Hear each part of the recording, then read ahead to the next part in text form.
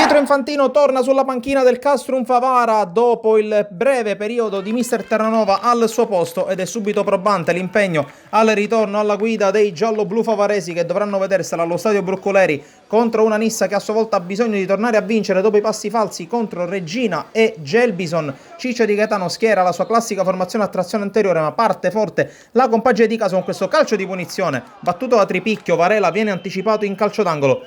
Poi si porta in avanti con Napolitano la Nissa con questa sgroppata sulla sinistra che viene in qualche modo ostacolata anche da Eccegoyen. Poi la palla arriva comunque in mezzo, c'è la girata di Kragl respinta con la schiena da De Min con la minaccia che viene sventata. Poi ottimo pressing ai danni di Megna da parte di Varela, la palla rimane sul lato di sinistra con questo pallone che poi viene messo in mezzo, la respinta sulla conclusione a botta sicura da parte di Piazza. È una partita viva e divertente, si gioca in attacco da una parte e dall'altra, questa volta Kragl col destro, traiettoria velenosa che però si spegne ben lontano dai pali difesi da Lauritano. Poi prova a mettersi in propria linea che va a calciare sul primo palo, la palla colpisce l'esterno della rete. Poi dall'altra parte anche Varela ci prova con il destro, conclusione dai 20 metri che sorvola la traversa. È un Castrum Favara comunque vivo e vibrante che ci prova con questa conclusione da parte di De Min, bloccata a terra da Castelnuovo. Dall'altra parte Nissa con il cross della destra, il colpo di testa di Alagna che non riesce ad indirizzare verso i pali. L'attacco però rimane vivo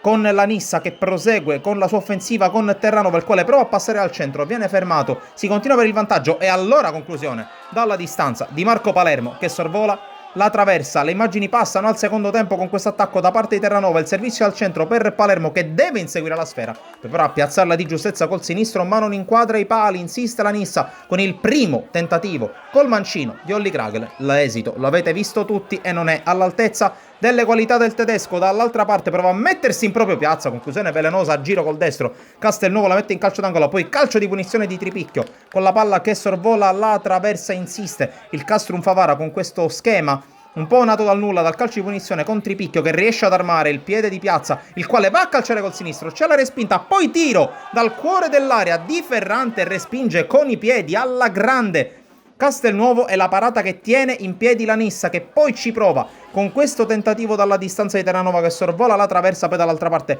Castrum Favara ancora pericoloso con la grandissima giocata di Varela, la palla passa dal centro, non riesce a controllare la Privitera e questo è un errore che pesa perché dall'altra parte torna a farsi vedere la Nissa con Ruotolo, giocatona da parte del numero 10 ad armare il sinistro di De Felice, è entrato alla panchina, non c'entra i pali. Poi ancora Rotolo che si mette la scuola sulle spalle, gran giocata sulla sinistra, altro pallone messo in mezzo, la girata di Provenzano che viene lisciata volontariamente da un compagno perché è in fuorigioco, segna la Nissa all'ultimo istante e la vince con la rete di uno degli ultimi arrivati, il classe 91, che realizza un gol fondamentale. La Nissa che torna a vincere e si riavvicina alle primissime posizioni della classifica. Non riparte bene Infantino a Favara. Da Sportisir è tutto. Alla prossima!